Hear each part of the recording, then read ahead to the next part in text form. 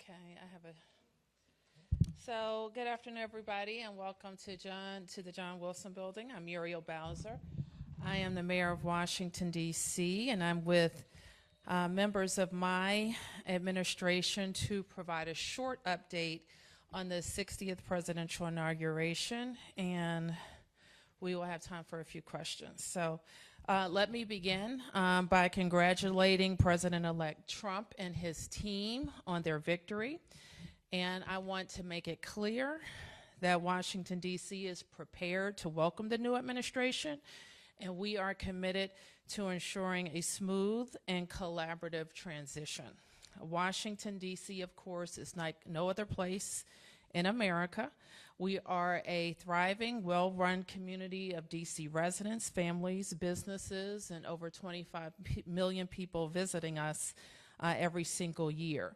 We're also the proud seat of the federal government. And as the nation's capital, we are proud to represent around the world that we represent the strength and resilience of the American democracy. So we know that we can work together with the Trump administration to live up to our shared promise, and that is to ensure that Washington, D.C. remains the best city in the world.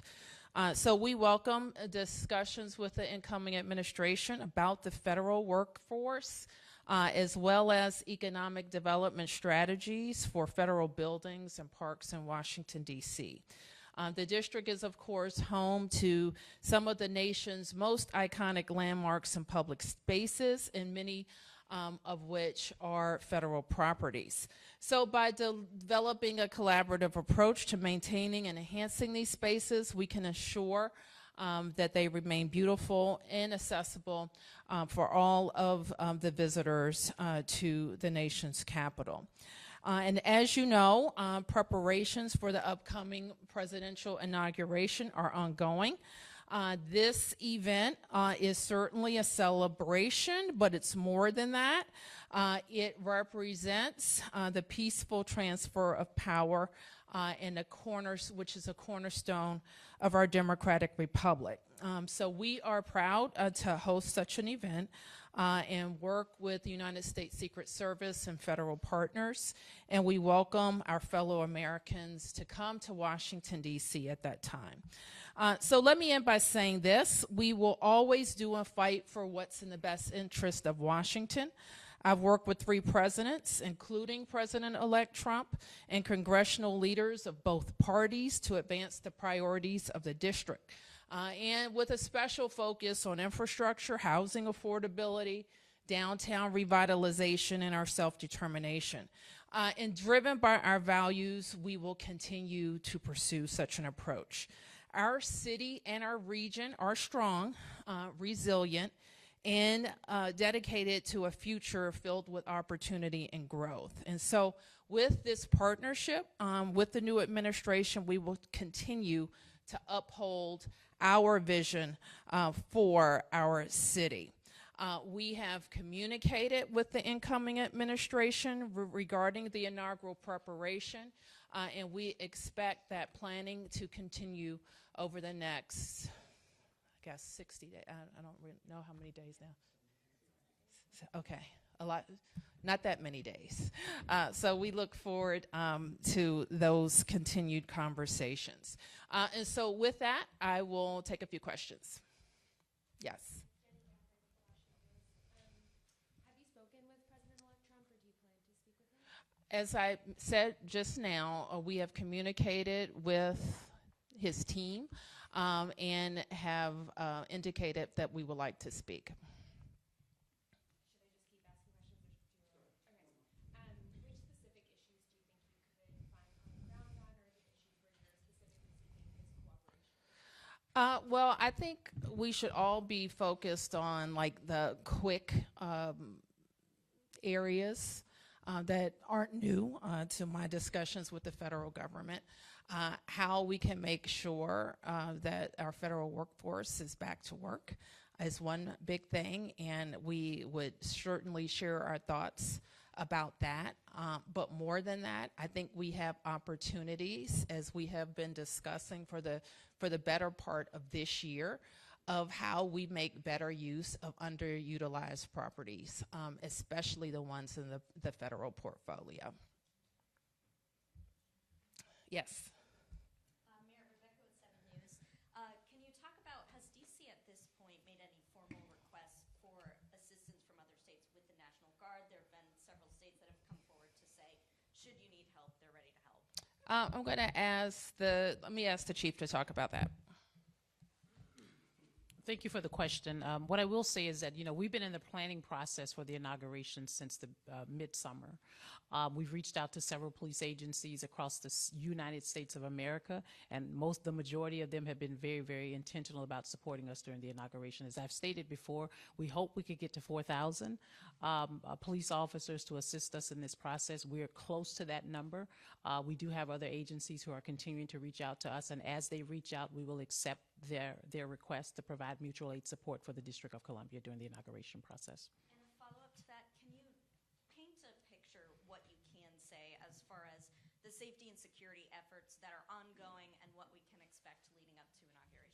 Well, I mean, we still have another process to go. We have the certification of the election, and then we have the inauguration itself. And certainly working with the D.C. government agencies such as HCEMA, Fire and EMS, OUC, which are the parameters and the nerve center here for the District of Columbia, we continue to prepare with our internal agencies on a regular basis. With our federal partners, we've been meeting with them on a bi-weekly basis and sometimes a weekly basis to determine what intelligence information we may be gathering that may arise not just here in D.C. but across the U.S. And we will continue with those efforts as we progress into the certification of the election as well as the inauguration. Yes, sir. Question for Mayor Bowser. Yep. What contingency plans are in place in case the president-elect, once he is president, is not too cooperative with you? We continue to do what we've done with all of the presidents, congressional leaderships, and other people that work with the District of Columbia. And so those are strategies that have worked well for us.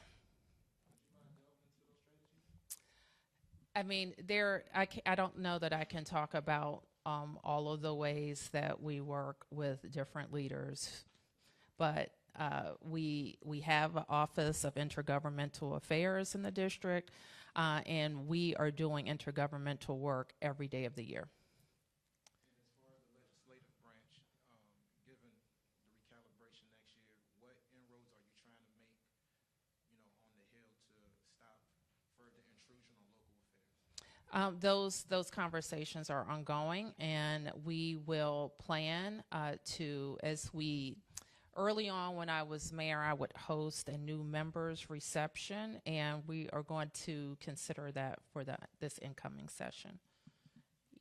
Yes. I'm asking this question on Scott Taylor 7 News because your office hasn't answered it. Can you explain why no department in the district has a copy of your travel expenses for your trips to Miami in 2022 and Dubai in 2023, and why did you exclude them from your financial disclosure records? We're talking about the inaugural today, and we're happy to get back to you on any other questions. Yep. Mayor Bowser, could you comment on the preparations your administration is making in case President-elect Trump follows through on his many threats to, one, take over the D.C. government? He invokes your name, he talks about taking control from you, and the real likelihood, speaking to Republicans that I've been speaking to over the past few weeks, that while he may not go that far, there's a real likelihood he would do something around public safety, taking over the police department, bringing in National Guard. Can you tell us about your preparations for those two? Well, Mark, you won't be surprised that we have been discussing and planning for many months in the case that the district has to defend itself and its values.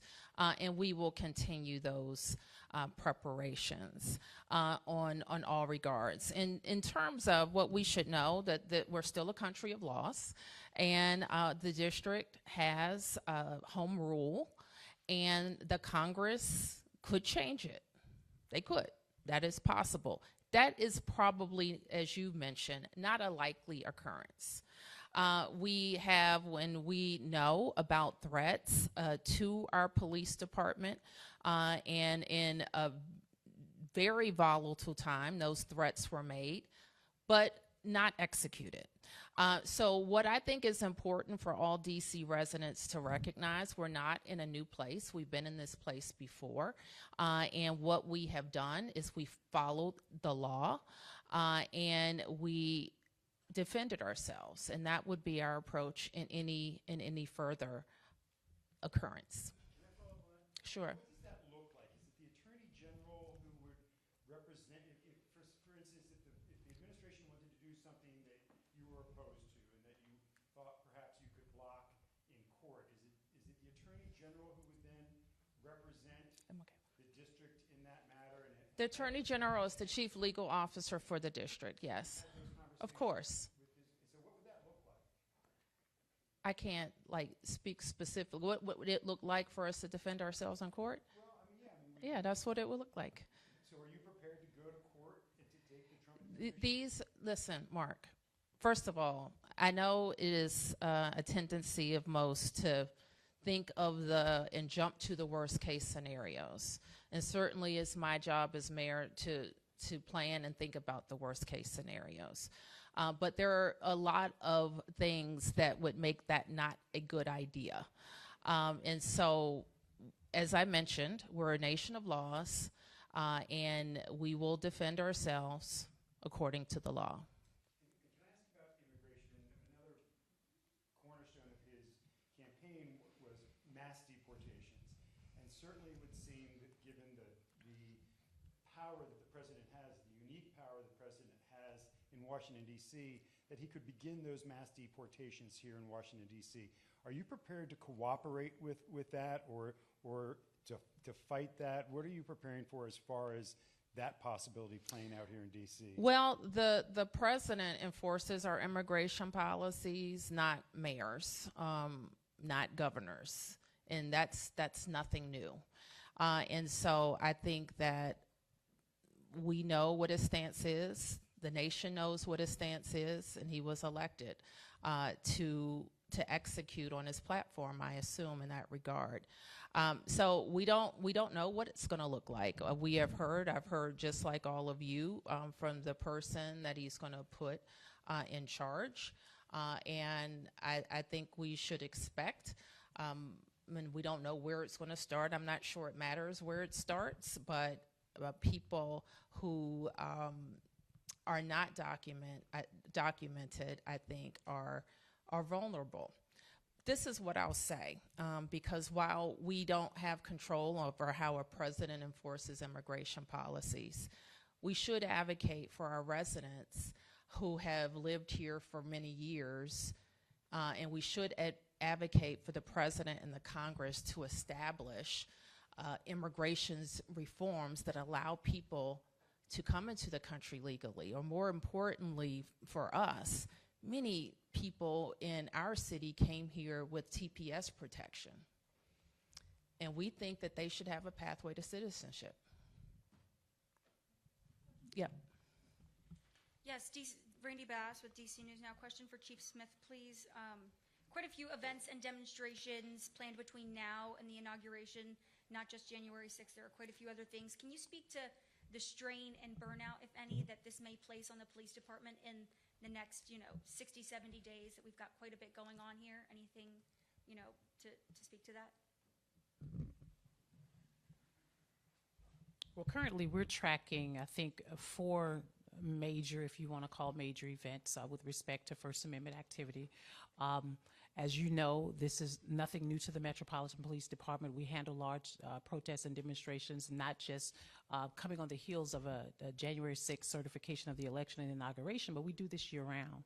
And when you talk about burnout of our police officers, I will say that our police department is very resilient. This has been one year where we have maintained the opportunity to allow our officers to have leave annual leave, whatever type of leave they'd like to take during the down periods. We signed up for this job. We understand what the risks are and what's associated with this. And as with any other protest and demonstration, we'll be prepared to address what comes with that. This might be a question for the chief or mayor, either one. Do you know at this point how many people roughly you're expecting on Inauguration Day? We will continue to monitor it. How we typically have an idea is looking at lodging, and as we get closer, we'll monitor the lodging reservations. Some other indicators are buses or things like that.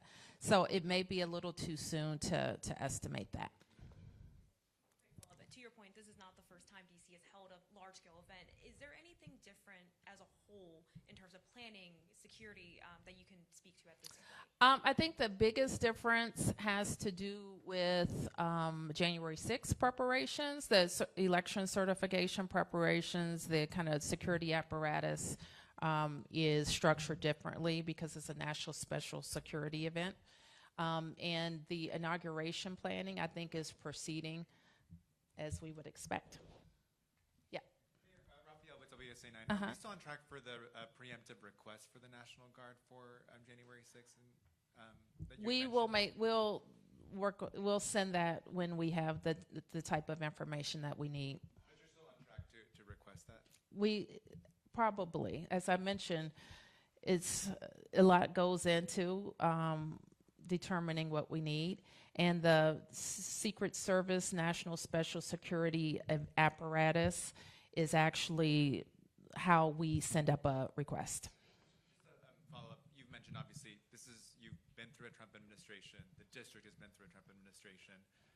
Your message to those who are concerned that, with less guardrails now, that DC would lose their autonomy. We're hearing from, people who live here that are saying, we're here. We want DC to be respected. Just your message to them over their concerns. I think that I've tried to address that already, but I'll say it again. And I mean this sincerely. In some ways, who the president is and who the leaders are, we make the same plans. Okay. And a lot of people that are coming into office, we actually have to tell them about ourselves. And that's part of the reason why we have new member orientations. So we tell them we're a city, we take care of ourselves, we raise and spend our own money. We're a rail one city, over 20 years of balanced budgets, AAA bond rating, improving schools. We tell them who we are. And we largely tell them, this is what you can do. And as federal government, this is what we need from you. And this is the conversation we'll have hopefully very soon. We need partners that help return the vibrancy of downtown Washington and what I like to call, my staff doesn't like it when I say this, but the majesty of the federal government. Our city was built to demonstrate the beauty of a bureaucracy. Wide avenues, big, beautiful buildings, and a federal workforce that's focused on delivering for the American people. So that I'll get to you in a second. So that is what we tell people. So the partnership that we need is to bring that vibrancy back to our town. So while we know that the administration is focused on making the federal government more efficient, like we're for that. But we also want to talk about how we have the infrastructure here for a productive workforce, and that's important. We also want to talk about some joint ideas that we, from my DMPED office, have already floated out to the marketplace of the federal buildings that are underutilized that could bring more visitors, more shoppers, more residents to the downtown. We want a partnership with them on that, as well as the underutilized parks. So that's what we're going to talk about, and that's what we tell the residents of Washington, D.C., is our city takes care of itself. Okay, who hasn't had a chance? Yep. Pardon me, I came in a bit late, but... A lot late, but okay. Touche. Trump has said he wants to take 100,000 federal jobs and ship them outside of the region. You talked about the majesty. I mean, there is a lot that they bring to the city. I mean, well, how do you deal with that he wants to do that? Well, not all of those jobs are in D.C. proper, and that is a question for the National Capital Region. And again, I think there's a lot that our region offers to attract and retain and have a productive federal workforce. So, you know, we're going to make our pitch. Would you, and again, maybe this was asked, but do you plan to meet with the president-elect, have a sit-down with him, communicate some of those ideas? We will welcome that. Would you go to Mar-a-Lago? Would you welcome him when he comes to the White House? Would you meet before then? We will welcome a meeting, and I'm not sure what form it's going to take. But there's no planning yet for that kind of a thing. Is there planning for a meeting? Well, we've requested one. You request. Okay. Yep. Nick Ionelli, WTOP. It seems like D.C. hasn't had a normal inauguration for a while. 4 years ago, there was COVID, there was January 6th. How would you describe the differences people will see just in the atmosphere with this inauguration compared to 4 years ago? Well, I think 4 years ago, people couldn't really come to the parade route, so I expect it to be a big difference. That people will be able to come, there will be able to be balls, big parties all over the city, so I expect it to be very different. Yes. Obviously, Trump has made no secret of his desire to cancel the plans to move the FBI out to Greenbelt. How would you respond if he once again reverses those plans? I don't know that I have delved into any particular kind of building or transaction yet.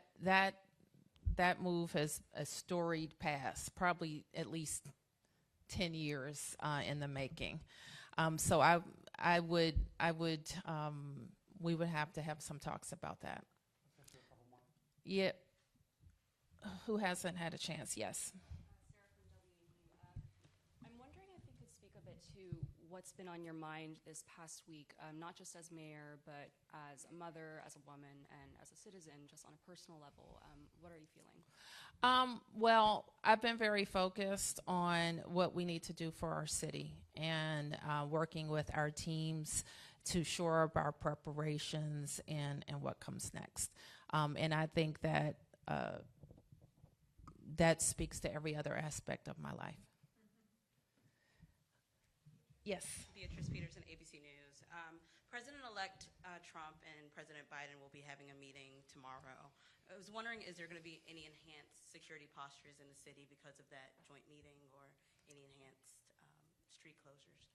I don't know. Probably the president-elect gets the full package now of support, so there's usually street closures related to his movements. Yes. Alyssa D'Souza, an ANC candidate in Navy Yard last Friday, she said she received a congratulatory call from the executive office of the mayor, and that call was received just as Board of Elections is still counting votes in that election. Mm-hmm. So I'm just trying to get a sense, and I did get word that that call was made erroneously and preemptively by an employee. Mm-hmm. Just trying to get a sense of what has been done to rectify that situation, either by, talking to that employee or, making certain plans so that next time that doesn't happen, because it has caused some confusion on social media, at least. Well, a junior staffer got ahead of himself or herself. I mean, it's really that simple. And so I'm not going to talk about it any further. But as far as rectifying that and putting things in place for next time, what's coming down the pike as far as preventing that? I don't even think that's worth my time talking about that. No, I think what we always do, and I'm not really sure why it happens so quickly, but we always congratulate elected officials. And typically it's done when it's certified, but I think somebody just got ahead of themselves. I don't know. I really don't know. I couldn't tell you. It was one of our, well, I'm not even going to say that because I don't want a person attacked for a mistake. That was an honest mistake. Okay. Yes, I'm going to take 3 more. 1, 2, 3. Okay, thank you, Mayor. Quick off topic for a colleague who's covering potential juvenile justice reform in an ongoing DC council meeting. Do you plan at all to push the council to eliminate the scrubbing of records for adults up to 25 under the YRA and to end reduced sentences for below minimums for adults up to 25 under the YRA? I would have to look at the piece of legislation that you're referring to. I'm happy to get back to you on that. Yes. Thank you. What are you doing right now to advocate on the Hill for the RFK bill, and what do you think are its chances of passing before the end of the session? I hope it passes, and we continue to advocate for it. And I can't really be more specific, but as you know, in the spring, I think it came out of the House of Representatives. It's been at the Senate. It's gone through regular order, and we hope the Senate is still legislating, and we hope that this gets through the process. I hope it will. It should. Mayor Yes. Bowser, you mentioned that you've reached out to the Trump team. Have you heard back? Is that a dialogue, or have you simply reached out and are waiting to hear back? I'm waiting to hear back. And then if the president asked you to pave over Black Lives Matter Plaza, to cover up the language on Black Lives Matter Plaza, would you do that? It's public art, and so I don't want to get in. I'm not going to get into a back and forth with you about a conversation we haven't had yet. All right. Thanks, everybody. Thank you.